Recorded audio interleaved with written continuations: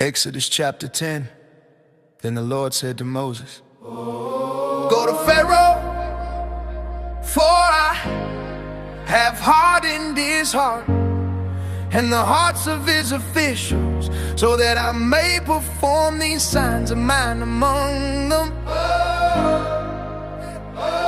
that you may tell your children and your grandchildren how I dealt harshly with the Egyptians, and how I perform my signs among them, and that you may know that I am the Lord." So Moses and Aaron went to Pharaoh and said to him, "This is what the Lord, the God of the Hebrews, says. How long will you refuse to humble yourself before me? Let my people go, so that they may worship me. If you refuse to let them go, I will bring locusts into your country tomorrow. They will cover the face of the ground so that it cannot be seen. They will devour what little is left. After the hail, everything growing in your fields. They will fill your houses and the houses of all your officials and of all the Egyptians, something neither your parents nor your ancestors have ever seen from the day they settled in this land to now." Then Moses turned and left Pharaoh. Pharaoh's officials said to him, "How long will this man be a snare to us? Let the people go so that they may worship the Lord their God. Do you not yet realize that Egypt is ruined?" Then Moses and Aaron were brought back to Pharaoh. "Go, worship the Lord your God," he said, "but tell me who will be going." Moses answered, "We will go with our young and our old, with our sons and our daughters, with our flocks and herds, because we are to celebrate a festival to the Lord."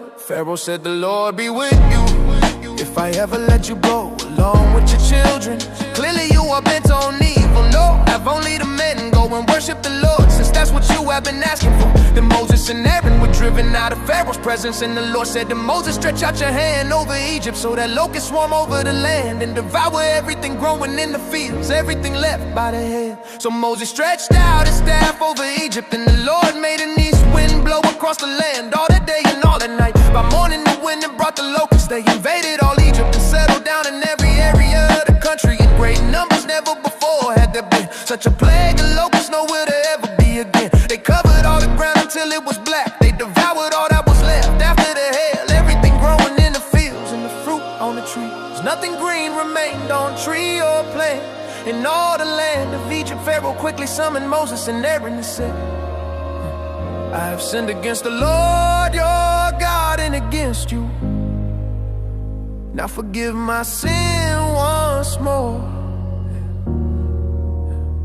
and pray to the Lord your God to take this deadly plague away from me." Moses then left Pharaoh and prayed to the Lord, and the Lord changed the wind to a very strong west wind, which caught up the locusts and carried them into the Red Sea. Not a locust was left anywhere in Egypt, but the Lord hardened Pharaoh's heart, and he would not let the Israelites go. Then the Lord said to Moses, "Stretch out your hand toward the sky, so that darkness spreads over Egypt, darkness that can be felt." So Moses stretched out his hand toward the sky, and total darkness covered all Egypt for 3 days. No one could see anyone else, so move about for 3 days. Yet all the Israelites had light in the places where they lived. Then Pharaoh summoned Moses and said, "Go, worship the Lord. Even your women and children may go with you. Only leave your flocks and herds behind."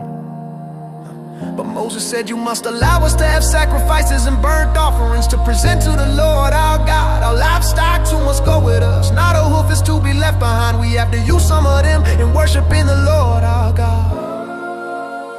And until we get there, we will not know what we ought to use to worship the Lord." But the Lord hardened Pharaoh's heart, and he was not willing to let them go. Pharaoh said to Moses, "Get out of my sight.